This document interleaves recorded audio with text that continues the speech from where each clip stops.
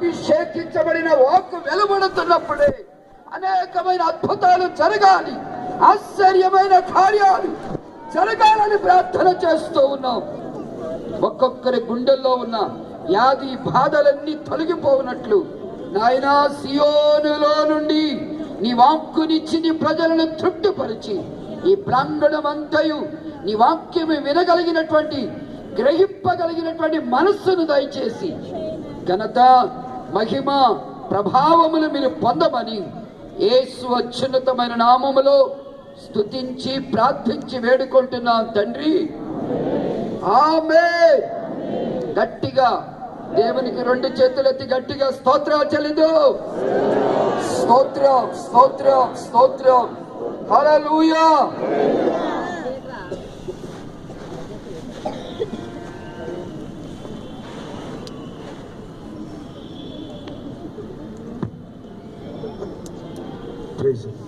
మన ప్రభు అయిన యేసుక్రీస్తు అతి శ్రేష్టమైన నామంలో ఈ మొదటి రోజు సభకు వచ్చిన మీ అందరికీ వందనాలండి. దేవునికి స్తోత్రం.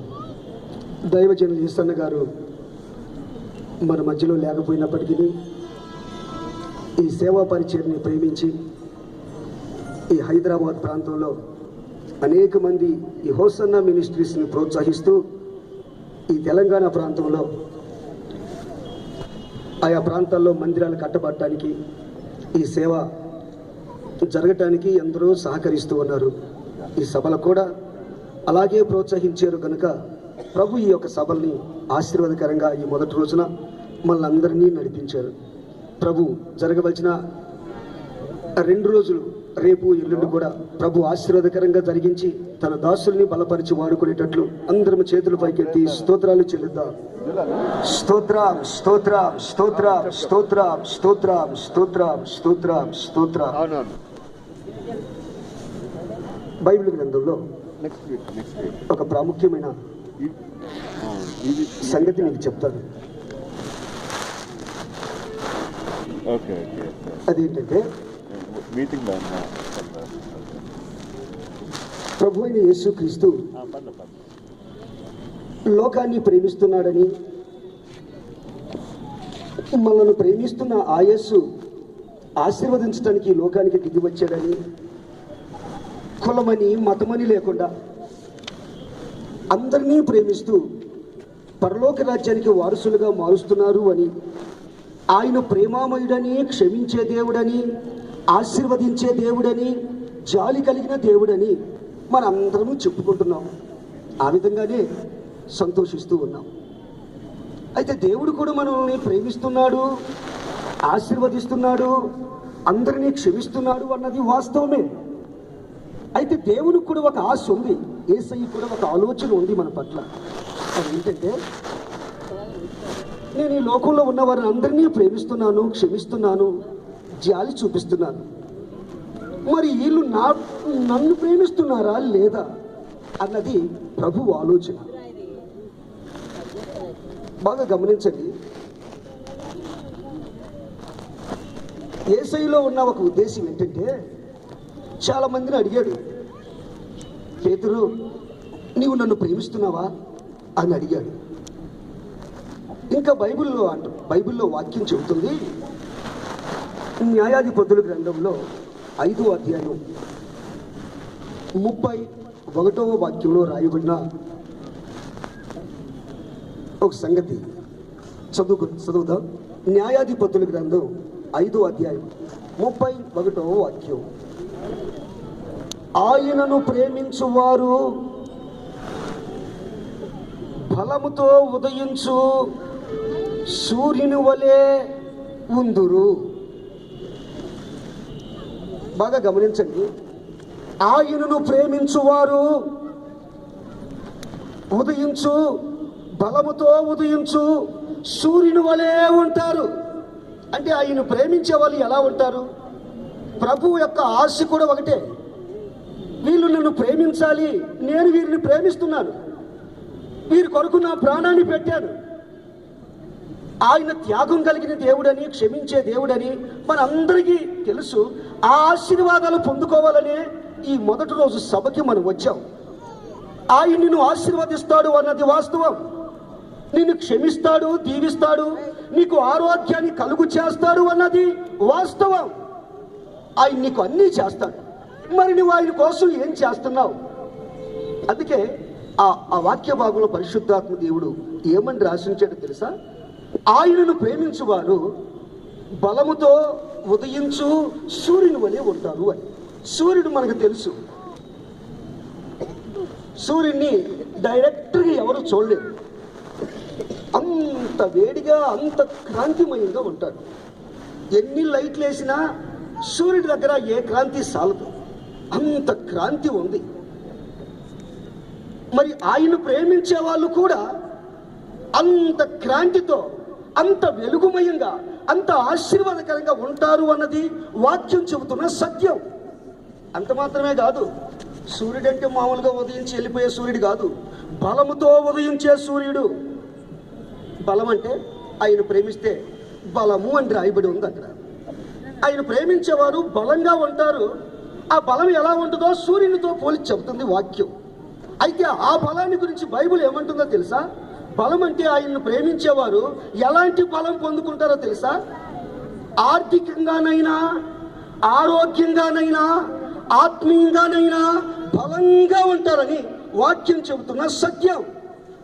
మీరు ఆయన్ని ప్రేమిస్తే ఆర్థికంగానైనా, ఆరోగ్యపరంగానైనా, ఆస్తి పరంగానైనా, అన్ని విషయాలలో మీరు ఒక స్తోమత కలిగిన వారినిగా దేవుడు ఆశీర్వదిస్తాడని వాక్యం చెబుతున్న సత్యం.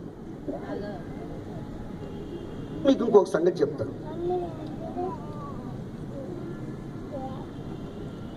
ఆయన ప్రేమించడం అంటే ఆయన్ని మనం ప్రేమించాలని ఆయన కోరుకుంటున్నారు. అసలు ఆయన ఎవరు? మనం ఎవరమో తెలుసా? బుడగ లాంటి వాళ్ళం, నీటి బుడగ లాంటి వాళ్ళం. ఎప్పుడు ఆరిపోతామో తెలియదు. మనం ఎవరమో తెలుసా? గడ్డి లాంటి వాళ్ళం, ఎప్పుడు ఎండిపోతామో తెలియదు. మరి అలాంటి మనము దేవుడు ఏం కోరుకుంటున్నాడు మన దగ్గర నుంచి అంటే మన ప్రేమను కోరుకుంటున్నాడు. వీళ్ళు నన్ను ప్రేమించాలి అని ఆశిస్తున్నాడు. నీటి బుడగ లాంటి మనము, వాడిపోయే పువ్వు లాంటి మనము, ఎండిపోయే గడ్డి లాంటి మనమేంటి ఆయన ప్రేమించడం ఏంటి? ఇంకొక విషయం చెప్తాను. అదేంటంటే, ఒకరోజు అడుక్కోవటానికి ఒక ఇంటికి వెళ్ళారు. అడుక్కోవటానికి వస్తుంటాడు మన ఇళ్ళకి ఒక్కొక్కసారి. అమ్మా కొంచెం అన్నం ఉంటే పెడతావా తల్లి అని అంటారు.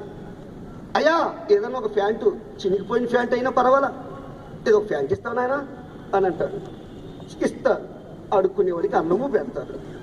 ఆ అన్నం పెట్టిన వాళ్ళు, చినిగిపోయిన ప్యాంటు అడుక్కునేవాడికి ఇచ్చిన వాళ్ళు, ఇల్లు ఏరా అడుక్కునేవాడా, అరే అడుక్కునేవాడా, అరే ఏంటమ్మ గారు, ఏంటయ్యారు, నన్ను ప్రేమిస్తావరా, అరే నన్ను ప్రేమిస్తావా అని అడుక్కునేవాడిని ఎవరైనా నువ్వు నన్ను ప్రేమిస్తావరా అడుక్కునేవాడా అని అంటారా? మీరు చెప్పండి. ఇప్పుడు మనం యేసయ్య దగ్గరికి ఎందుకు వచ్చాం? అడుక్కోవటానికి వచ్చాం, అవునా కదా? అయ్యా మాకు పిల్లలు లేరు, బాబు మాకు ఆరోగ్యం బాగులేదు, అయ్యా మా కుటుంబంలో మా అత్తతో నేను బతకలేకపోతున్నాను, అయ్యా మాకు సొంత ఇల్లు లేదు, కష్టాల్లో పడిపోయావు, నిందల్లో పడిపోయావు అని అడుక్కుంటున్నావు. ఈ అడుక్కునేవాడిని యేసయ్య అంటాడు, నీవు నన్ను ప్రేమిస్తున్నావా? గమనించండి, మనమేంటి ఆయనేంటి? ఆయన మన ప్రేమను కోరుకుంటున్నాడు. నిన్ను ఆశీర్వదిస్తున్నాడు అన్నది వాస్తవం, నిన్ను దీవిస్తున్నాడు అన్నది వాస్తవం. కానీ నువ్వు ఏమైపోతున్నావో తెలుసా? అటువైపే వెళ్ళిపోతున్నావు. బైబిల్ ఏమంటుందో తెలుసా? లోకమునైనను, లోకములో ఉన్న దానినైనను ఏమనకూడదు, ఏం చేయకూడదు? లోకమునైనను, లోకములో ఉన్న దానినైనను నీవు ప్రేమించకూడదు. ప్రేమిస్తే ఏమవుతుంది?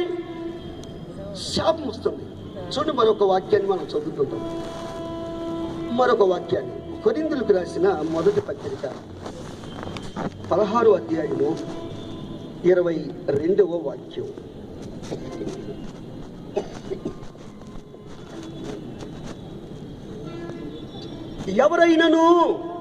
ఎవరైనా కావచ్చు, ముసలి వాళ్ళు కావచ్చు, యవన వయసులో ఉన్న వాళ్ళు కావచ్చు, కొంచెం అన్ని రంగాల్లో ఆరితేలినోళ్ళైనా కావచ్చు, ఎవరైనా కావచ్చు, సాఫ్ట్వేర్ కావచ్చు, ఇంజనీర్ కావచ్చు, డాక్టర్ కావచ్చు, ఎవరైతే ఏమైంది, ఆయనని ఎవరైనా సరే బైబిల్ జ్ఞానం ఉండవచ్చు, చదువు లేకపోవచ్చు, అన్ని రంగాల్లో ఆరితేరిన మంచి చదువురై ఉండొచ్చు, ఏదైనా సరే నువ్వు యేసయ్యను ప్రేమించకపోతే ఎవరైనాను ఆయనను ప్రేమించకపోతే శాపగ్రస్తుడైపోతాడంట. ఎందుకు ఈ శాపం, ఎందుకు ఈ రోగం, ఎందుకు ఈ బాధ, ఎందుకు ఈ కష్టం? నీ ప్రేమ యేసయ్య వైపు లేదు. నువ్వు ప్రేమించవలసిన యేసయ్యను ప్రేమించడం నాకు తెలిసిన ఒక సంగతి తెలుసు. ఒక ఆయన ఉన్నాడండి, ఆయనకి ఫస్ట్ నుంచి ఒక డొక్కు సైకిల్ కూడా లేదు, కాళ్ళు నడుచుకుంటూ వచ్చేవాడు. అనుకోకుండా దేవుని మహాకృపను బట్టి ఆయన ఒక 2 వీలర్స్ కొన్నాడు, దుక్కు దుక్కు దుక్కు దుక్కు దుక్కు బండి. ఇది ఈ బండి కొన్న తర్వాత ఆయన ఎలా అయిపోయాడు తెలుసా? ఏదైనా ఒక బురద గుర్తు వస్తే బండి దిగి సొల్లగా తిప్పుకొని వస్తుంటాడు. వర్షం వచ్చిందనుకో గొడుగు ఆయనగా వేసుకున్నది, బండికి వేస్తున్నాడు. అమ్మ వర్షంలో తడిచిపోయింది రా గొంతుకు బండి అని అంటున్నాడు. చూడండి, మీరు గమనించండి, దేవుడు నీకు ఒకటి ఇచ్చాడు, నువ్వు దాన్ని ప్రేమించుకుంటూ ఉన్నావు. బైబిల్ ఏమంటుందంటే లోకమునైనను లోకములో ఉన్న దానినైనను ప్రేమించకూడి. మరి అలా ప్రేమిస్తే శాపగ్రస్తులు అయిపోతాడు. మనం ఎన్నో భజనలు చేస్తున్నామండి, ఎన్నో ప్రార్థనలు చేస్తున్నామండి, ఎన్నో మొక్కుబడులు తీర్చుకోవటానికి వెళ్తున్నాం. ఎన్ని చేసినా దేవుణ్ణి ప్రేమించాలని వాక్యం చెబుతున్న సత్యం.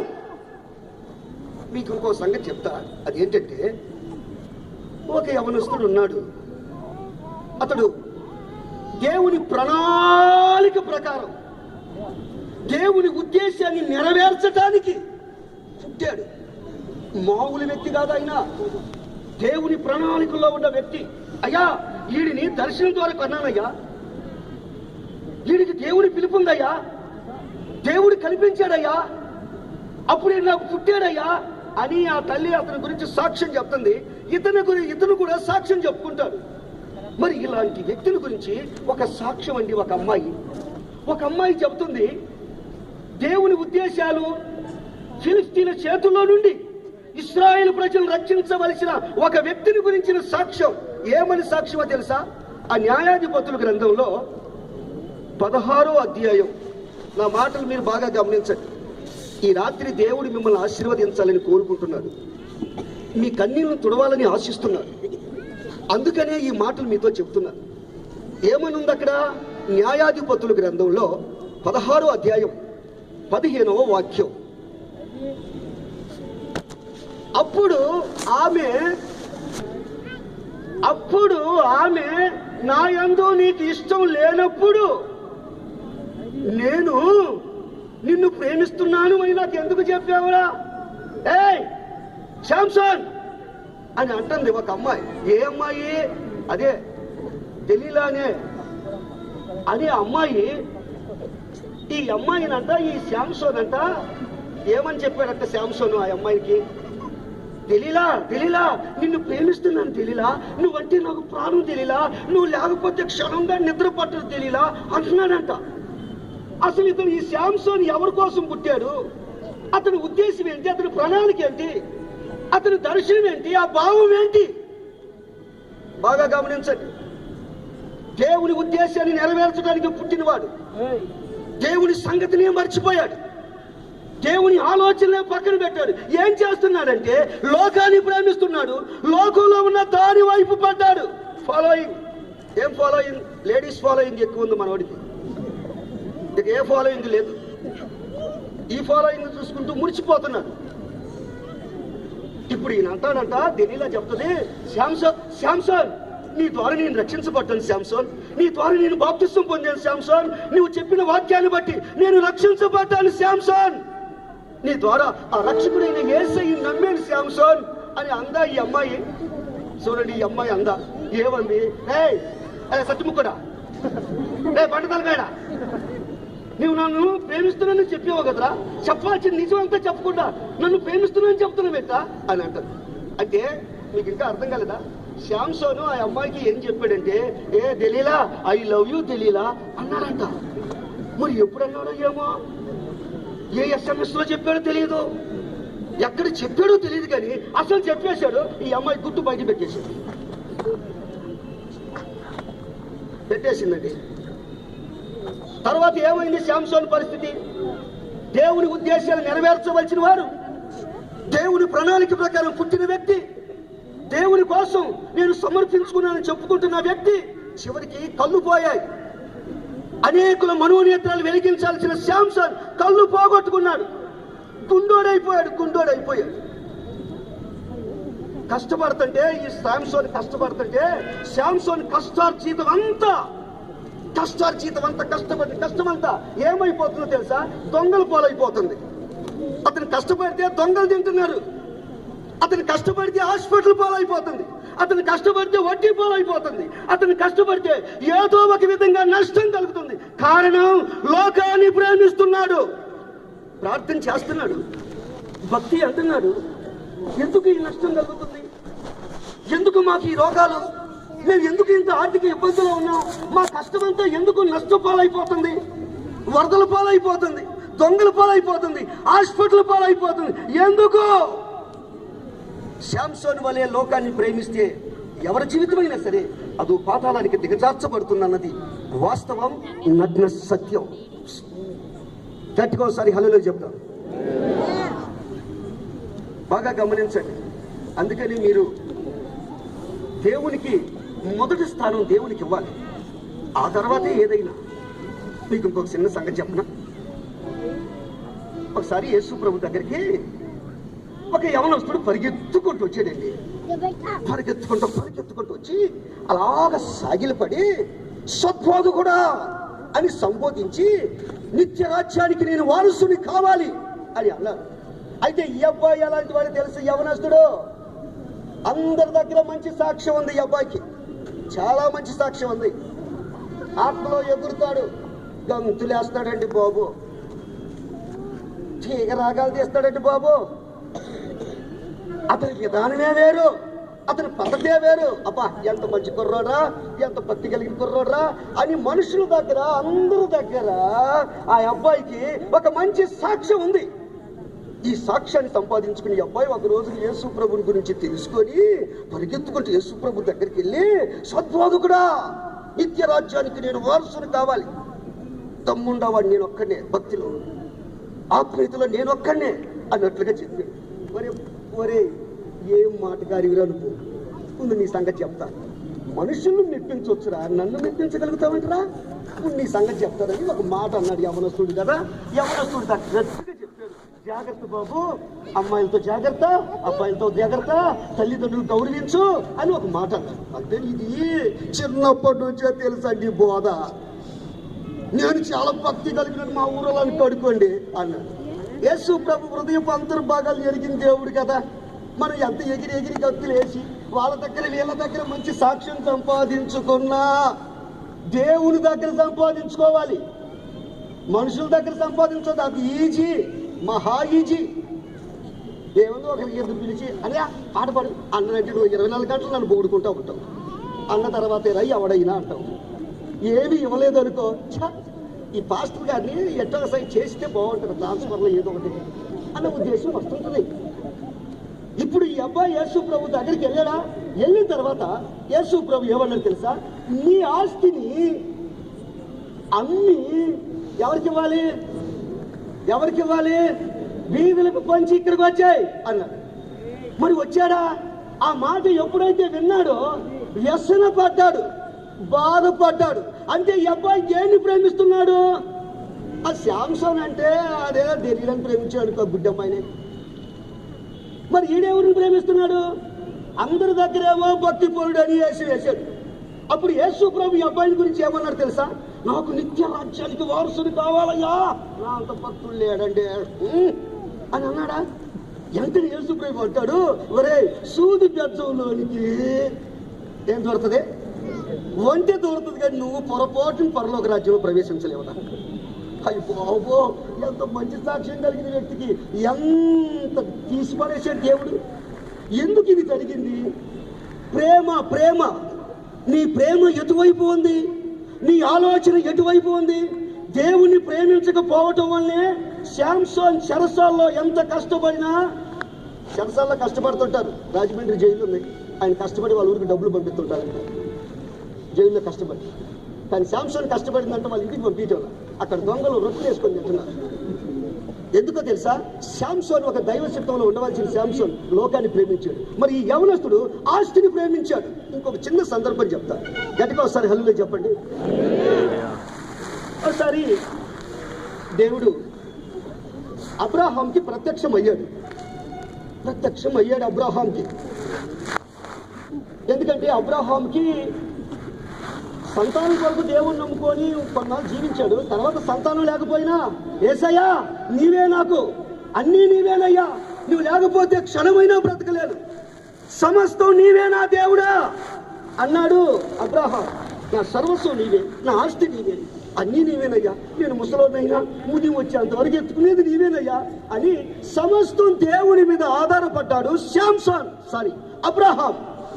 అన్ని విషయాల్లో దేవుడి మీద ఆధారపడ్డాడు ఈ అబ్రాహాం. తర్వాత ఏం జరిగిందంటే దేవుడు అబ్రాహాంకి సంతానాన్ని ఇచ్చాడు. సంతానాన్ని ఇచ్చిన తర్వాత అబ్రాహాం ఏమయ్యాడంటే లేక లేక లేక లేక ఎన్నో సంవత్సరాలకు పుట్టిన ఈ కుమారుని చూశాడు. ఈ కుమారుడైన ఇస్సాకుని అబ్బో ఎంతో ముద్దు పెట్టుకుంటున్నాడు.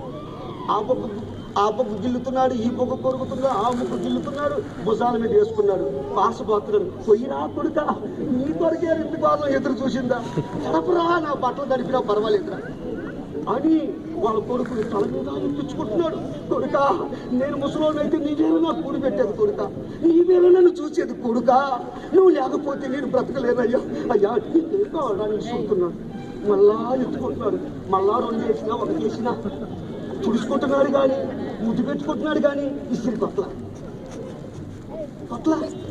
నువ్వేనా నాకు అట్లా. తర్వాత దేవుడు అబ్రాహాంకి ప్రత్యక్షమయ్యాడు. ప్రత్యక్షమై ఏమన్నాడో తెలుసా? చూడండి ఏమన్నాడు. ఆదికాండం 22వ అధ్యాయంలో, ఆదికాండం 22వ అధ్యాయం 1-2 వాక్యాలు. ఆదికాండం ఆ సంగతులు జరిగిన తరువాత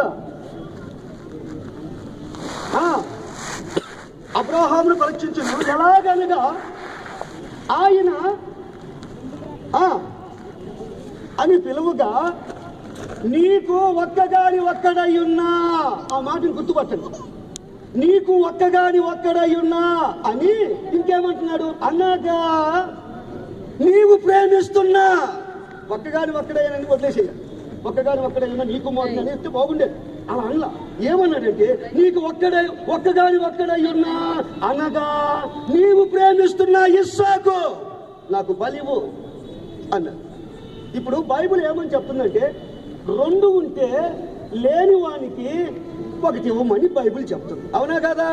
2 ఉంటే లేని వానికి మీరు ఇవ్వద్దులే చెప్పండి, మీరు ఇచ్చుకోండి, నేను కాదన్నా. బైబిల్ సత్యానన్నా చెప్పండి. 2 ఉన్న వాళ్ళు లేని వానికి ఎన్ని ఇవ్వాలంట? 2 ఇచ్చేయాలా? 1 ఇవ్వాలి. మరి అబ్రాహాంకి ఎవరున్నారు? ఎంతమంది ఉన్నారు? ఒక్కడు అని దేవుడే సాక్ష్యం చెప్పాడు. మరి 2 ఉంటే కదా ఇవ్వాల్సింది 1. మరి ఒక్కగాని ఒక్కడైన వాడిని ఎలా అడుగుతున్నాడంటే ఆ ఒక్కనే నువ్వు ప్రేమించాడు, ఆ ఒక్కనే ప్రాణం అనుకున్నావు. అంటే పిల్లల్ని ప్రేమించవద్దు అని కాదు బైబిల్ చెబుతుంది, ఆస్తి వద్దు అని కాదు బైబిల్ చెబుతుంది. ఉండాలి ఆస్తి, పిల్లల్ని ప్రేమించాలి, కానీ దేవునికి ముందు స్థానం దేవునికి ఇవ్వాలి. ఒక ప్రధానమైన స్థానం నువ్వు దేవునికి ఇస్తే అప్పుడు దేవుడు నిన్ను ఆశీర్వదిస్తాడు. అబ్రాహాముని ఆకాశ నక్షత్రాలాగా మార్చాలి, సకల జాతుల వారికి అబ్రాహాముని దీవెనకరంగా తీర్చిదిద్దాలి, అబ్రాహాము ద్వారా సకల జాతుల వారిని జీవించాలని కోరుకొని దేవుడు తన ఉద్దేశాన్ని, సకల ఉద్దేశాన్ని అబ్రాహాము ద్వారా నెరవేర్చుకోవాలి. అంటే అబ్రాహాము దేవుణ్ణి మాత్రమే ప్రేమించాలి. సభలు కొడుతూ దేవుని మహిమపడతాం. హల్లెలూయా.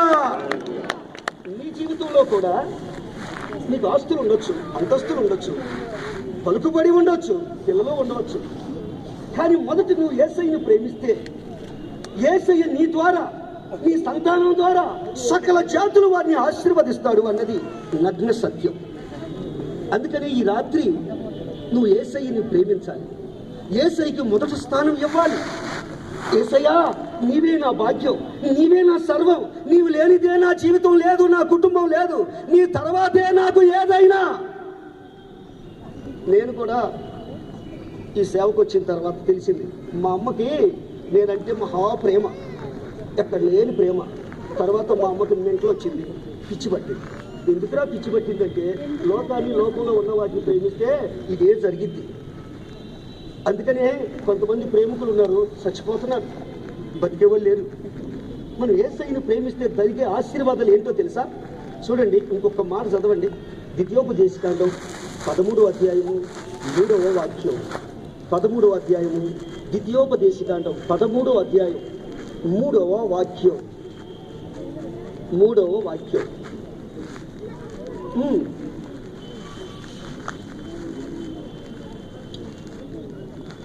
అతడు నీతో చెప్పిన సూచక్రియే గాని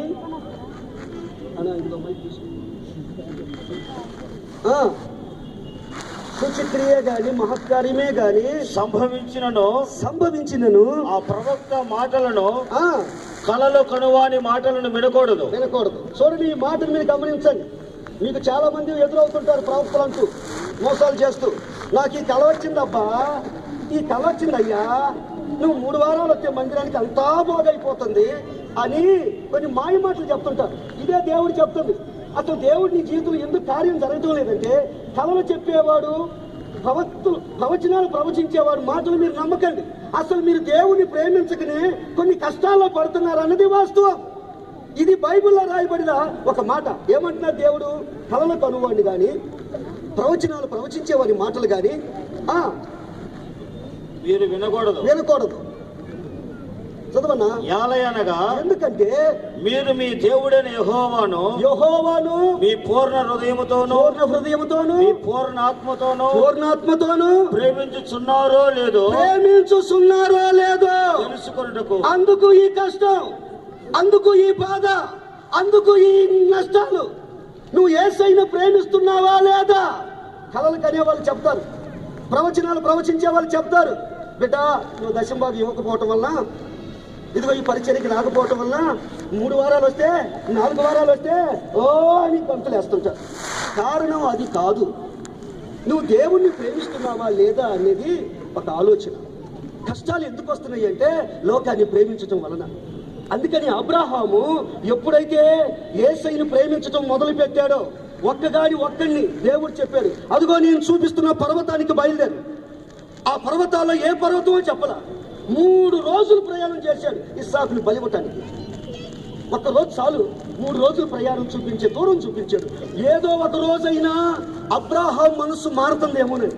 అయ్యో నా కొడుకు బుల్లి అడుగులు వేస్తున్నాడు, వాడు ముక్కు ఎంత నా ముక్కు లాంటిదే, వాడు తలకాయ ఎంత నా తలకట్టు లాంటిదే, ఈయన నడుస్తుంది నేను నడిచినట్టే ఉంది, ఈయన నేను బలిచ్చేది, అది కుదరదు అని 3వ రోజైనా మనసు మార్చుకుంటాడేమో, 2వ రోజైనా మనసు మార్చుకుంటాడేమో, లేకపోతే మొదటి రోజైనా మనసు మార్చుకుంటాడేమో అని 3 రోజులు ప్రయాణం చేయించాడు దేవుడు. కానీ ఆ 3 రోజుల్లో ఏ రోజు అబ్రాహాం మనసు తన కుమారుడి వైపు పడలేదు, దేవుడి వైపే పడి. యేసయ్యా నీవిచ్చావు, నువ్వు తీసుకుంటున్నావు, నీ ఇష్టం ప్రభువా అన్నాడు.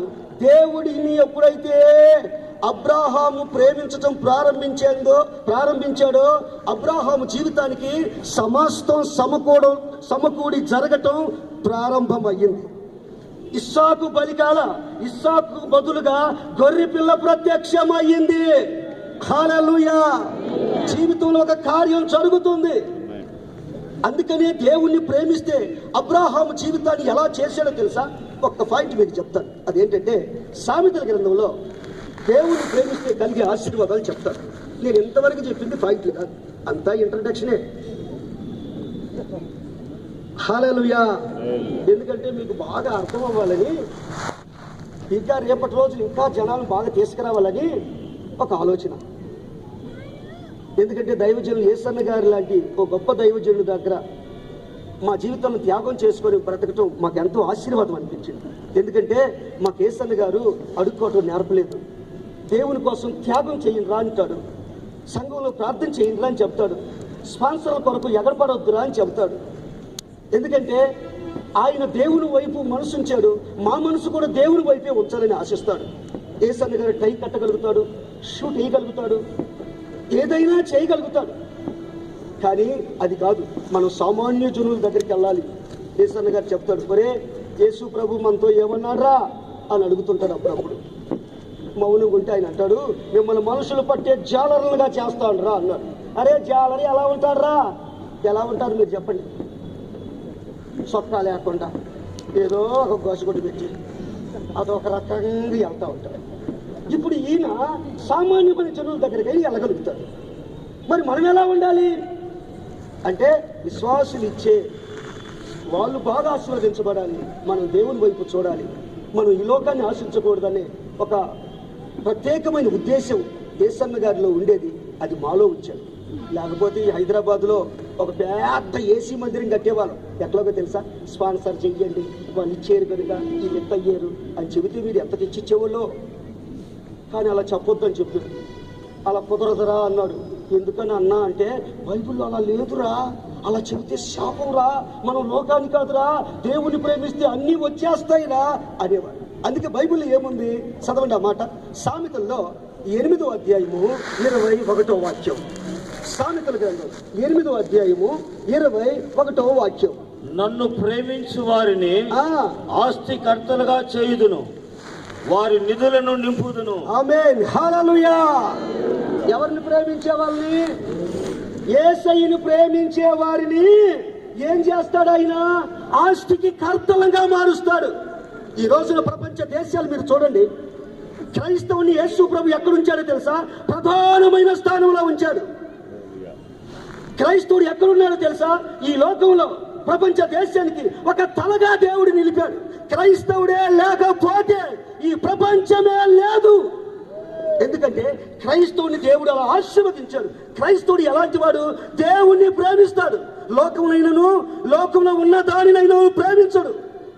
అందుకే ఆస్తిలోనైనా, సైన్స్లోనైనా, ఆరోగ్యపరంగానైనా అన్ని విషయాల్లో క్రైస్తవుడిని ఒక ఉన్నతమైన స్థితిలో ఉంచాడు. క్రైస్తవుడు అంటే అనామకుడు కాడు, క్రైస్తవుడు అంటే పేదవాడు కాడు, క్రైస్తవుడు అన్ని రంగాలలో అభివృద్ధి చెందినవాడే క్రైస్తవుడు. మరి ఈ క్రైస్తవుడు ఇలాగా ఎందుకు లేపాడంటే, ఆయన్ని ప్రేమిస్తున్నాడు గనుక. బైబిల్లో ఒక సంగతి ఉంది, ఏమిటంటే లేవీకాండం 26వ అధ్యాయం 10వ వాక్యంలో ఉంటుంది. లేవీకాండం 26వ అధ్యాయం 10వ వాక్యంలో ఉంటుంది, పాతది మిగిలి ఉన్నా గాని క్రొత్తది వస్తుంది అని. ధాన్యం ఉంది మీ ఇంట్లో, రైస్ ఉంది, బియ్యం ఉన్నాయి, పప్పులు ఉన్నాయి, ఈ తింటానే ఉంటారు. కొత్త ధాన్యం వల్ల ఇంట్లోకి వచ్చేస్తుంది. ఇది ఎలా వస్తుంది? అంటే ఇంకొక మాట కూడా చదువు. యెహెజ్కేలు గ్రంథంలో 36వ అధ్యాయంలో 29వ వాక్యంలో ఉండే ఒక మాట, పాతది మిగిలిన క్రొత్త ధాన్యం వస్తుందని. ఎలా వస్తుంది? చదవండి ఆ వాక్యాన్ని. యెహెజ్కేలు గ్రంథం 36వ అధ్యాయం 29వ వాక్యం. మీ సకలమైన అపవిత్రతను పోగొట్టి నేను మిమ్మల్ని రక్షించును, మీకు కరువు రానియక ధాన్యమునకు ఆజ్ఞ ఇచ్చి, ధాన్యానికి ఆజ్ఞాపించి అభివృద్ధి పరుతును. ఎవరిని అభివృద్ధి పరుస్తున్నాడు? ఎవరిని ఆస్తిలోనైనా ఆరోగ్యపరంగా ఆస్తికి కర్తలుగా మారుస్తున్నాడంటే, యేసయ్యని ఎవరైతే ప్రేమిస్తున్నారో వారిని ఆస్తికి కర్తలంగా మారుస్తాడు. యేసయ్య అట్లాంటి వారిని ఆశీర్వదిస్తాడు. యేసయ్య ఒక వ్యక్తిని ఆశీర్వదించారంటే ఆ ఆశీర్వాదం ఐశ్వర్యానికి వెళ్ళిపోతుంది. యేసుక్రీస్తు ఇచ్చే ఆశీర్వాదం అలాంటిది. అందుకే ధాన్యానికి ఏమిస్తాడంట? ఆజ్ఞాపిస్తాడంట. ఏయ్ ధాన్యమా, ఈ ఇంట్లో ఎప్పుడు అయిపోకూడదు, ఈ ఇంట్లో ఎప్పుడు సమృద్ధిగా ఉండాలి. నా పిల్లలు, అమ్మా ఈ పూటకి ఒక కిలో బియ్యం ఉంటే ఇస్తావా, ఈ పూటకి కిలో పప్పు ఉంటే ఇస్తావా అని అనకూడదు. ధాన్యమా, వీళ్ళు నన్ను ప్రేమిస్తున్న వాళ్ళు, ఈ కుటుంబంలో సమృద్ధి అయిన ఆహారం ఉండాలి అని ఆజ్ఞాపిస్తాడంట. నీకు ఇంకో సంగతి చెప్తే, ఇలాగే ఒక రోజు నేను ఒక సభకి వెళ్ళే, ఒక ప్రార్థన కూటం, జనం ఇట్లాగే బాగా వచ్చారు. వచ్చిన అందరూ ప్రార్థన చేస్తున్నారు. ఒక ఆమంది, మీలాంటి ఒక ఆమంది, ఒక అమాయకురాలు తల్లి. అమాయకం కంటే బట్టలు వేసుకుంటే అమాయకం ఏం లేదనుకోండి, ఆ మాటలు చూస్తే అమాయకంగా ఉన్నాయి. అయ్యా బాబు, పాస్టర్ బాబు, నిన్నేమన్నా ఒక మాట అడిగితే సమాధానం చెప్తావా? ఏంటమ్మా? యేసు ప్రభుని చూస్తుంటే నాకు జాలి వేస్తుందయ్యా అంది. ఏమేస్తుంది? జాలి వేస్తుందయ్యా అంది. అంత జాలి నీకెందుకు వేస్తుందమ్మా? ఆయన యేసు ప్రభుని ఎప్పుడు చూసావు అన్నా. ఫోటోలో చూసాను నానా అంది. ఫోటోలో చూసిందంట ఆ తల్లి. వాళ్ళ ఇంటికి కూడా తీసుకెళ్ళి తాతయ్య ఫోటో చూపించింది, ఆ అమ్మ యేసు ప్రభు ఫోటో చూపించింది. యేసు ప్రభుకి అగరపొత్తిలు ముట్టించింది, తాతయ్యకి అగరపొత్తిలు ముట్టించింది. తాతయ్యకి దీపారాధన పెట్టింది, యేసు ప్రభుకి దీపారాధన పెట్టింది. మౌనంగా చూస్తున్నా. తర్వాత అంటది, బాబు యేసు ప్రభు జాలి చూస్తున్నా అంది కదా. అమ్మ యేసు ప్రభు జాలి వేస్తుంది అన్నావు, ఎందుకు అన్నావు అన్నా అంటే అంటుంది, యేసు ప్రభు చేతులు ఒక గతం కూడా లేదు. ఏందయ్యా గతం కూడా లేదు. కనీసం యేసు ఒక శూలమన్నా ఉండొద్దా? కనీసం చక్రమన్నా ఉండొద్దా? పుచ్చికలు పట్ట పట్ట పట్ట పట్ట ఎగిరిపోతాయి. కనీసం అదన్నా ఉండద్దా? అసలు ఏమీ లేదేంది బాబు? అంత నిర్భాగ్యంగా ఉన్నాడు, అంత పేదోడా అంటుంది ఆమె. అయ్యి బాబు, ఈ తల్లి ఎక్కడ దొరికిందరు నాకు అనుకున్నా నేను. యేసు ప్రభుకి కర్ర, యేసు ప్రభు దగ్గర సోలం ఉండటానికి, గద ఉండటానికి, చక్రం తిరగటానికి ఆయన ఏమన్నా మళ్ళంటి మనుషుడా? ఆయన మాట మాత్రం సెలవిస్తే చాలు అద్భుతాలు మహత్కార్యాలు జరుగుతాయి. ఆయన మాటలో శక్తి ఉంది. ఆయన ఆజ్ఞాపిస్తే చాలు ఎవరి జీవితాలైనా ఆశీర్వదించబడతాయి. ప్రతి శాపం దీవెనకరంగా మార్చబడుతుంది. ఆయన వాక్కు అలాంటిది, ఆయన మాట అలాంటిది. ఆయన మాట వింటే చాలు ఆశీర్వాదం వస్తుంది. ఆయన ఆజ్ఞాపిస్తే చాలు ప్రతి శాపం కొట్టివేయబడుతుంది. అప్పుడు నేను ఆ తల్లికి ఒక మాట చెప్పాను, మరి చెప్పాలి కదా. అమ్మా, యేసు ప్రభు ఒకరోజు ప్రయాణం చేస్తున్నాడు అన్న. సముద్ర ప్రయాణం చేస్తున్నారు. ఆ ప్రయాణంలో కొంతమంది ఉన్నారమ్మా, ప్రయాణికులు ఉన్నారు. పడవ ప్రయాణం చేస్తున్నాడు యేసు ప్రభు. ఆ ప్రయాణంలో కొంతమంది ప్రయాణికులు ఉన్నారు అన్న తర్వాత చెప్తున్నానా తర్వాత ఏం జరిగింది చెప్తున్నా, ఆపకాదు నాన్న చెప్పు అన్నది. ఆపలే కాసిన మంచి నీవు గొంతెండిపోతుందని కొంచెం మంచి నచ్చింది. హల్లెలూయా. మరి ఆ తల్లి మాట ఏంటది కానీ మంచి నీళ్ళు ఎవరు అన్ని చెప్తుంది కానీ ఏమి చెప్పించుకొని పంపించేస్తుంటది. మరి ఏం చెయ్యాలి? తర్వాత ప్రయాణం చేస్తుంది ప్రయాణం చేస్తుంటే ఒక సుడిగాలి అల్పపేటను పుట్టింది. అవలు కెరటాలు ఎగిరిగిరి పడుతున్నాయి. పడవ ఆ దారికి చేరటంలా. ఈ ప్రయాణికులు ఆ దారికి చేరని ఇల్లేమంటున్నారు తెలుసా? అయ్యి బాబో, ఎప్పుడు చీకటి పడిపోతుంది, ఎప్పుడు మేము ఆ దారికి వెళ్ళేది. వయసు పైన పడుతుంది, ఎప్పుడు సంతానం. వయసు పైన పడుతుంది, ఎప్పుడు ఉద్యోగాలు. వయసు పైన పడుతుంది, మా పిల్లల భవిష్యత్తు మా కళ్ళ ఎదిగితే వాళ్ళు ఎప్పుడు ఉన్నతమైన స్థాయికి ఎదుగుతారు. ఎక్కడ వేసిన గొంగలి అక్కడే ఉండిపోతున్నాం. ఏంటబ్బా అని ఒక బాధ మనలో ఉండొద్దు. మనం కూడా ఒక ప్రయాణికులమే కదా. మీ ప్రయాణాలు ఎన్ని ఆగిపోయాయి, ఎన్ని సుడిగాలు వచ్చి ఆగిపోయాయి. చేరవలసిన గమ్యానికి చేరలేక, రావాల్సిన ఉద్యోగం రాలేక, ఉండవలసిన సంతానం కాక, వివాహం కాక, ఉద్యోగాలు రాక ఎన్ని అవాంతరాల్లో ఆగిపోయిన వాళ్ళు ఉన్నాం. ఆగిపోయినప్పుడు ఏంటి? ఎప్పుడు మాకు ఉద్యోగం వస్తుంది? వయసు పైన పడుతుంది. ఎప్పుడు మాకు సంతానం? వయసు పైన పడుతుంది. ఎప్పుడు మా జీవితాలు ఆశీర్వదించబడేది అని ఎందరో కళ్ళ నిండా కన్నీళ్ళు పెట్టుకొని ఒగ్గు పెట్టి జీవితాల్ని అతో పాతాళానికి దిగజార్చుకుంటున్న వాళ్ళు కోకొల్లలో ప్రజలు ఉన్నారు. కొందరు ఆశీర్వాదం అందక, అనుకున్నవి జరగక ఆత్మహత్యలు చేసుకునేవారు ఉన్నారు. కానీ యేసయ్య దగ్గరికి వస్తే అలాంటివి జరగవు. ఆయన ఆజ్ఞాపిస్తాడు, ఆశీర్వదిస్తాడు. ఆయన ఆత్మహత్యలు చేసుకొని ఇవ్వడు, పేదరికంలో ఉండనివ్వడు, అనారోగ్యంలో ఉండనివ్వడు. ఆరోగ్యాన్ని పొందుకునేటట్లు చేస్తాడు. ప్రతి కన్యలకు విడుదల కలుగు చేసే ఏకైక దేవుడు ఉన్నాడు అంటే ఆయన ప్రభు అయిన యేసుక్రీస్తు మాత్రమే. ఆయన ఎవరో తెలుసా?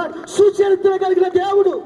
ఫ్యాక్షనిస్టులు మారుతున్నారు, రౌడీలు మారుతున్నారు, తాగుబోతులు సైతము మారుతున్నారు. యేసే నిజమైన దేవుడని మనసులో మార్చుకొని అనేక చోట్ల సాక్షులుగా నిలుస్తున్నారు.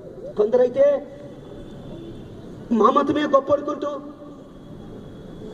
మా జీవితాలే ఇంతేననుకుంటూ దేవుడు లేడు గీవుడు లేడు అనుకుంటూ అదే పాపంలో, అదే కులంలో, అదే మతంలో, అదే ఆచారంలో కొందరు జీవిస్తున్నారు. కొందరైతే యేసయ్యలో ఉన్న సత్యాన్ని ఎరిగి కులాన్ని వదిలి, మతాన్ని వదిలి, ఆచారాన్ని వదిలి యేసే నిజమైన దేవుడని మనస్సు మార్చుకొని ఒక పవిత్రమైన బ్రతుకులోనికి వస్తున్నారు అనేకులు. హల్లెలూయా. మరి ఈ రోజున నీ పరిస్థితి ఎలా ఉందో ఆలోచించు. ఆ పడవ వెళ్తుందండి, పడవ వెళ్తుంది, వీళ్ళకి భయం వేస్తుంది. ఎప్పుడు మేము ఆ దానికి వెళ్ళేది, చీకటి పడిపోతుంది, చీకటి ముసురుతుంది, మా పరిస్థితి ఏమైపోతుంది, ఒక ఆందోళన.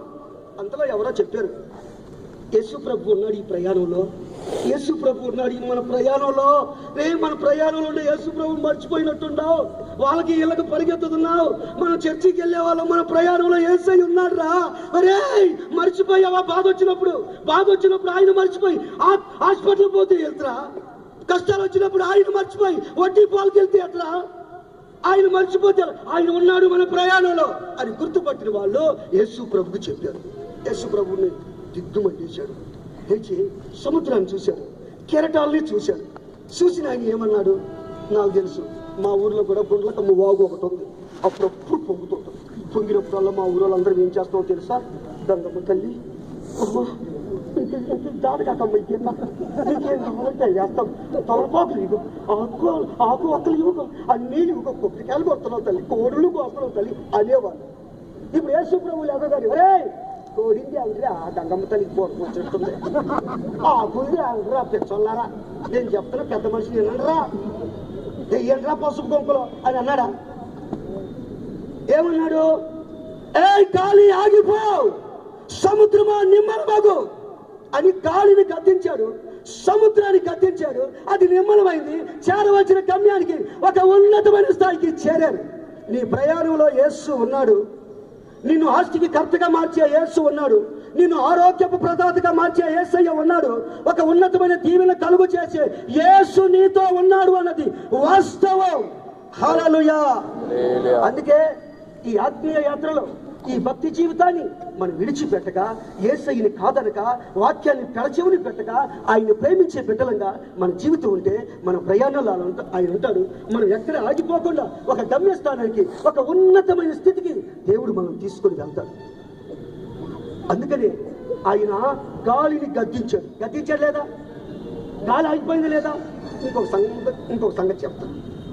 ఒకసారి నేను ఇంటికి వెళ్ళాను, అమ్మా మీ కొడుకున్నాడా అన్న అంటే ఆమె ఏమందో తెలుసా, ఆ గాలివాడు ఎక్కడికి పోయాడో నాకు తెలియదు బాబు అంది. సముద్రానికి గాలి పట్టింది మనకు తెలుసు, ఈ తల్లి అంటది ఆ గాలివాడు ఎక్కడికి పోయాడో నాకు తెలియదు అయ్యా అంది. గాలివాడా ఏంటమ్మా? ఏమోనయ్యా గాలి. మరి ఈ గాలివాడు ఉన్నంత కాలం ఏం కాదమ్మంటే ఆ కొంపుకి ఈ కొంపుకి తిరుగుతుంటాడు అయ్యమ్మా గాలివాడు. పెద్ద గాలివాడు, చిన్న గాలివాడు పర్వాలేదు కానీ పెద్ద గాలుడు ఆ కొంపుకి. మరి ఈ గాలోడు ఉన్నంత కాలం ఆస్తి ఉంటుందా? ఆరోగ్యం ఉంటుందా? జీవితం ఏమైపోద్ది? మరి ఈ గాలిని గద్దించాలంటే యేసయ్య రావాలి కదా. మరి యేసయ్య వస్తే గాలిని గద్దిస్తాడు కదా, గాలి పోతుంది కదా, ఆశీర్వాదం వస్తుంది కదా. మరి యేసయ్య నీ ప్రయాణంలో ఆ గాలిని గద్దించి నిన్ను ఆస్తికి కర్తగా మార్చాలి అంటే మరి నువ్వేం చెయ్యాలి? తమలపాకులు తీసుకోకూడదు, ఏదో భయం చేసినట్టు ఉండకూడదు. యేసుని మాత్రమే ప్రేమించే ఒక ప్రత్యేకమైన దిశలో మన జీవితాలు సాగాలి అన్నది నగ్న సత్యం, వాస్తవం. మనం ఆస్తికి కర్తగా మార్చబడాలి అంటే ఇంకొక సంగతి చెప్తాను, మీకు అర్థమవుతాం కొరకు. ఒకసారి ఒక రాజుగారు, ఒక పెద్ద రాజుగారు, రాజ్యాన్ని పరిపాలిస్తున్న రాజుగారు, ఆయనకు ఒక కుమారుడు ఉన్నాడు. ఆ కుమారుడు చనిపోయాడు. ఈ కుమారుడు చనిపోయేసరికి రాజుగారికి నిద్ర పట్టాల, ఒకటి ఏడుపు, ఇక నేను ఎందుకులే బ్రతకటం అన్నట్టుగా జీవిస్తున్నాడు. తర్వాత రాజుగారు తన యావత్ ఆస్తిని వేలం వేశాడు. నా ఆస్తి కొట్టడానికి ఎవరైతే కొనొచ్చు అని వేలం పాడుకోవచ్చు, పాట పెట్టారు. అక్కడికి లాయర్లు వచ్చారు, సర్పంచులు వచ్చారు, మండల ఆఫీసర్స్ వచ్చారు. అందరూ అలా కుర్చీ వేసుకొని కూర్చుంటే వేలం పెట్టారు. ఆ రాజుగారు ఒక మాట చెప్పారు, అయ్యా వేలం వేసే ముందు నా కొడుకు ఫోటోని వేలం వేయండి, నా కొడుకు ఫోటో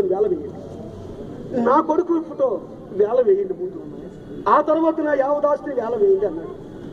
అది ఒక ఆయన సెంటిమెంట్, ఆ రాజుగారికి సెంటిమెంట్. అప్పుడు కొడుకు ఫోటోని వేలం వేశాడు. రాజుగారి కొడుకు ఫోటో 25 పైసలు, రాజుగారి కొడుకు ఫోటో రూపాయి, రాజుగారి కొడుకు ఫోటో 5 రూపాయలు, 5 రూపాయలు. ఒకటోసారి, రెండోసారి అంటున్నారు. అందులో అంత దూరంలో అడుక్కునేవాడు, అయ్యో రాజుగారి కొడుకు ఫోటో, నాకు అప్పుడప్పుడు అన్నం పెట్టేవాడు, ఐసుకొని పెట్టేవాడు, అప్పుడప్పుడు ఒక టవల్ ఇచ్చేవాడు, రాజుగారి కొడుకు ఫోటోలో చూసుకుంటాను అని, అయ్యా 5 రూపాయలు లేనా అన్నాడు. అడుక్కునేవాడు, అంత దూరంలో అడుక్కునేవాడు. రాజుగారి కొడుకు ఫోటో మీద ప్రేమ కలిగి అయ్యా 5 రూపాయలు అన్నాడు. వెంటనే అతని దగ్గరికి పిలిచాడు. ఇదిగో నీకు ఫోటో అన్నాడు. ఆ ఫోటోని చూసుకొని ముద్దు పెట్టుకున్నాడు. రాజుగారి కొడుకు ఫోటో చూసి ముద్దు పెట్టుకున్నాడు. తర్వాత ఆ ఫోటో వెనకాల ఒక రంధ్రం ఉంది. ఆ రంధ్రంలో ఒక సీట్ ఉంది. అది రాజుగారు చెప్పాడు. అక్కడుండే మండల ఆఫీసర్ గారు తీశారు. ఆ ఫోటో వెనకాల ఉన్న రంధ్రంలో ఉన్న సీట్ తీసి చదివారు. ఈ ఫోటో ఎవరైతే వేలంలో పాడతారో ఈ యావదాస్తి వాళ్ళదే. ఈ ఫోటో ఎవరైతే కొంటారో, ఎవరైతే ప్రేమించి ఆ ఫోటోని తీసుకుంటారో వాళ్ళకి యావదాస్తి హక్కుదారులు అని చెప్పేశారు. వెంటనే లక్షలాది మంది ప్రజలు రకరకాల కార్లు వేసుకుని వచ్చారు. వాళ్ళందరూ నివేర్రా పోయారు. అయ్యో మాకు రాకపోయినే, ఒక్క 5 రూపాయలకి వీరికి యావదాస్తి వచ్చేసింది. చూడండి, యేసు ప్రభుని అనుకుంటున్నది ఆ తల్లి. ఏదోడయ్యా యేసు ప్రభుని చూస్తుంటే జాలేస్తుందయ్యా అనుకుంటాను. ఇంకా నేను చెప్పా, ఓకే ఒక తోలమన్నా లేదు, గదమన్నా లేదు అని అంది. అవి ఉండవు తల్లి, అది ఆయన మాట మాత్రం సెలవిస్తే చాలన్నా. కనీసం బంగారు పూసు కూడా లేదు. ఎందుకు బాబు బంగారు పూసు కూడా లేదా అను. ఈ తల్లికి ఏం చెప్పాలరా బాబు? ఈ తల్లి జొంగ సంగతి సొంత సంగతి తినే తల్లి లాగుంది అని నేను కొంచెం ఆలోచన చేసి, అమ్మా యేసు ప్రభు పరలోకంలో ఏ వీధులు వేస్తున్నారో తెలుసా అన్న. ఏ వీధిలో? నాకు తారు రోడ్లు తెలుసు, సిమెంట్ రోడ్లు తెలుసయ్యా అంది. సరే సిమెంట్ రోడ్లు తెలుసు కదా, సిమెంట్ని తారుని బాగా లాగి పొడవుగా లాగి మెల్ల వేసుకుంటావా? చీ తోడు కాదు, అలా వేసుకుంటే పుచ్చదాన్ని అంటారు బాబు అని అందా తల్లి.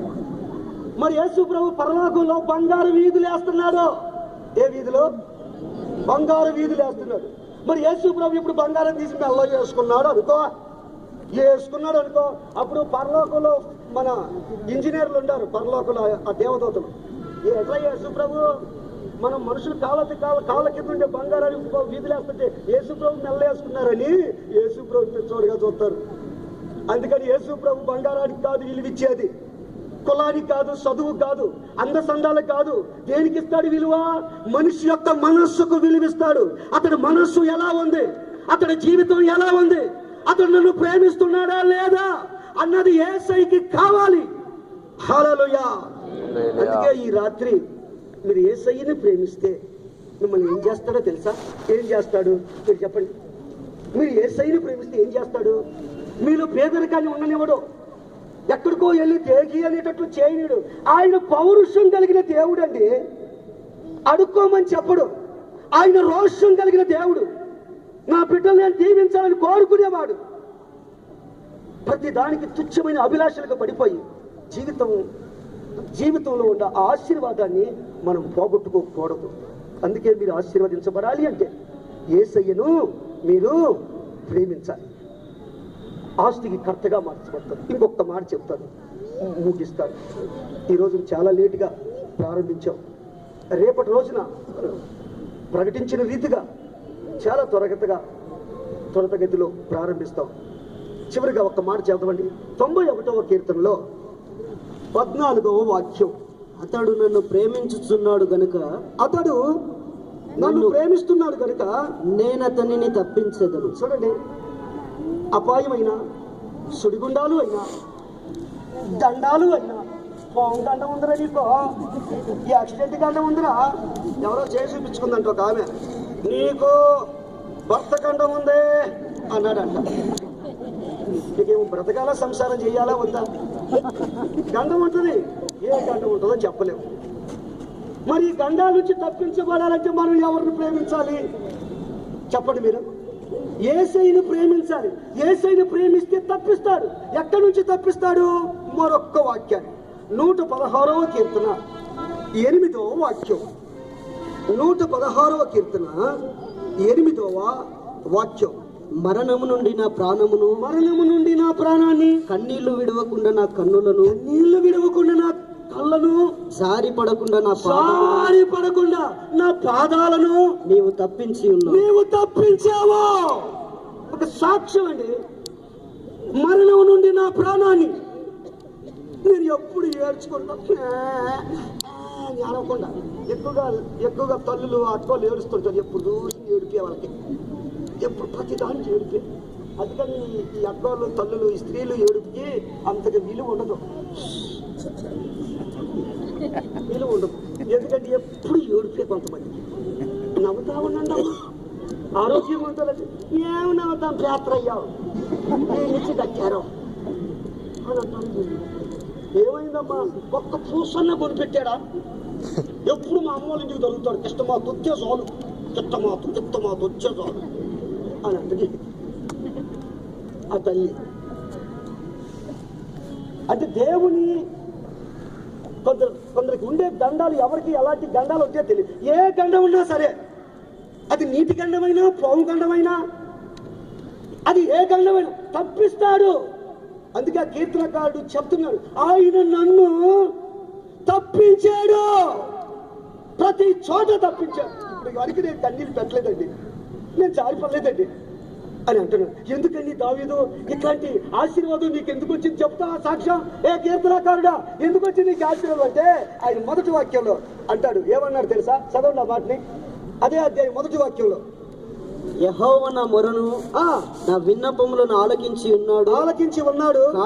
కాగా నేను ఆయనను ప్రేమించుచున్నాను. నేను ఆయన్ని ప్రేమిస్తున్నాను. ఆయన ప్రేమిస్తున్నాను కనుక మరణం నుండి నా ప్రాణాన్ని, కన్నీళ్లు విడవకుండా నా కళ్ళను, జారి పడకుండా నా పాదాలను తప్పించాడు. సభలు కొడుతూ దేవుని మహిమ పడతాం. హల్లెలూయా. ఎప్పుడు ఎక్కడ ఏ అపాయం కలుగుతుందో ఎవరికి తెలియదు. రకరకాల యాక్సిడెంట్లు, రకరకాల వరదపాయాలు, సునామీలు, పిడుగులు, తుఫాన్లు, ఎప్పుడు ఏం జరుగుతుందో ఎవరికి తెలియదు. తెలియని ఈ రోజుల్లో మనం జీవిస్తున్నాం. మరి ఈ రోజుల్లో నువ్వు బ్రతకాలి, తప్పించబడాలి అంటే ఎవరిని ప్రేమించాలి? యేసయ్యని ప్రేమించాలి. ఎందుకు మనం తప్పించబడాలి అంటే, బైబిల్లో మీకు ఇంకొక చిన్న సందర్భం చెప్తాను. బిలాము అనే ప్రవక్త ఒక ఆయన ఉన్నాడు. ఆ పేతురు 2వ పత్రికలో 2వ అధ్యాయం 16వ వాక్యంలో ఉంటుంది. దుర్నీతి వలన కలుగు బహుమానాన్ని ఈ పాస్టర్ గారు ప్రేమించాడంట. ఈయన ఎందుకు ప్రేమించాడంటే, ఆశీర్వదించబడిన ప్రజలను, దీవించబడిన ప్రజలండి, ఆశీర్వదించబడిన సంఘంలో చేరాల్సిన ఇతను ఒక ఉన్నతమైన త్యాగం కలిగిన ఆ సహవాసాన్ని శపిస్తున్నాడు. శపించడానికి ఇల్లంత బంగారం, ఒక ఇంటికి పట్టేంత బంగారం, అది దుర్నీతి వల్ల కలిగే బహుమానాన్ని ప్రేమించాడు. దాని కొరకు నేను ఎవరినైనా శపిస్తానండి. అదిగో అక్కడ ఇశ్రాయేల్ ప్రజలు ఉన్నారు, వాళ్ళని శపించవా? బిలాము, నీ మాటతో ఏదంటే జరిగినట్టుగా శపించవా అన్నాడు. నాకేమిస్తావు? నీ దగ్గరికి వస్తే నీ సభకి అయితే ఎంత ఇస్తావు, ఇంటికి వస్తే ఎంత ఇస్తావు, ఆడికొస్తే ఎంత ఇస్తావు అని అంటున్నాడు. బాగా గమనించండి. ఇతడు ఏమి ఎంత అనుకుంటూ దుర్నీతి వల్ల కలుగు బహుమాన్ని ఆశించాడు. చివరికి ఇతని జీవితం ఏమైందో తెలుసా? నీతిమంతులు కలిగే మరణం లాంటి మరణం నా కలగాలని ఆశించిన ఈ బిలాము ప్రవక్త హత్య చేయబడ్డాడు. మీరు దావీదుని గమనించండి. ఇశ్రాయేలు ప్రజలను, దేవుడి ఉద్దేశంలో ఉన్న ఇశ్రాయేలు ప్రజల్ని, దేవుణ్ణి ఎవరైనా ఏమనంటే సహించేవాడు కాదు. ఒక యుద్ధ భూమిలోకి వెళ్ళాడండి దావీదు. యుద్ధ భూమిలోకి వెళ్ళాడు దావీదు. ఆ యుద్ధ భూమిలో గొల్యాతును చూసాడు. అంత ఎత్తునున్నాడు. గొల్యాతు మాటలు విన్నాడు. వీడు దుర్మార్గుడు, సున్నతి లేని వీడు ఇశ్రాయేలు ప్రజలు, దేవుని ప్రజలు చంపిస్తాడా? నేనైతేనా అంటాడు. అసలు ఏమవ్వాలి? గొల్యాత, ఎంత బలం, నేను కూడా నీ ఫేవరెట్ అయిపోతాను, నేను కూడా నేను ఫాలో అవుతాను. నువ్వు ఎంత బాగున్నావు, ఎంత బలం ఉంది, ఎంత శక్తి ఉంది, నీలాగా కండలు పెంచుతాను, నీలాగా వాకింగ్ చేస్తాను అని ఆ కండలు పెంచడానికి అతన్ని ఫాలో అవ్వాలి దావీదు. కానీ అది కాదు ఇది చేసింది దావీదు ఇశ్రాయేలు ప్రజల్ని దేవుని ప్రేమించి దేవుని ఉద్దేశాల్లో ఉన్న ఇశ్రాయేలు ప్రజలను కోరుకున్నాడు కానీ బిలామును కోరుకోవాలా, గొల్యాతును కోరుకోవాలా, గొల్యాతు బలాన్ని కోరుకోవాలా, గొల్యాతులో ఉన్న అందాన్ని కోరుకోలేదు. కానీ దావీదు అలా ఉన్నాడు. కానీ బిలాము ఆస్తిని కోరుకున్నాడు. ఎంతటి ఇశ్రాయేలు ప్రజలు తీసి పక్కన పెట్టేశాడు. ఎవరైనా శపిస్తారండి అన్న. చూడండి, అదండి దావీదుకి బిలాముకున్న ఒక ప్రత్యేకమైన వ్యత్యాసం. అందుకే దావీదుని దేవుడు ఆశీర్వదించుతున్నాడని కారణం ఏంటి? ఒక పేదరికంలో కూడా, ఒక గొర్రెలు కాపరిగా ఉన్నప్పుడు కూడా దేవుని మీద ఆయనకి ఎంత అభిమానమో. గొర్రెలు కాసుకునే వాళ్ళు గొర్రెలు కాసుకుంటారు. పగలంతా తిరిగి గొర్రెలు కాసుకొని కాళ్ళన్నీ నొప్పులు వస్తే సాయంత్రానికి మంటేసుకొని గొర్రెలకు తోడీలు రాకుండా కాసుకుంటూ ఉంటారు. గొర్రెలు కాపాడుకుంటుంటారు. అప్పుడు వీళ్ళు తిరిగి కాళ్ళని తీతలు వేసినప్పుడు వీళ్ళు ఏమనుకుంటారంటే, గొర్రెల కాపురు సహజంగా నాకు తెలుసు, ఈ గొర్రెల కాపురు రాత్రులు ఏం చేస్తారంటే సారాయి తాగుతుంటారు. నాటు సారాయి బాగా కాసుకొని నాటు సారాయి తాగుతూ అట్లాగే ఆ దావీదు కాలంలో కూడా, అరే దావీదా సారా తాగుతాం రారా, కీళ్ళ నొప్పులు తగ్గుతాయి రారా అన్నారు. నేను తాగనా అంటాడు. కనీసం చుట్టాలన్నా తాగరా, నిద్ర రాకుండా ఉంటుంది రారా, నేను సుట్ట కూడా తాగనా అంటాడు.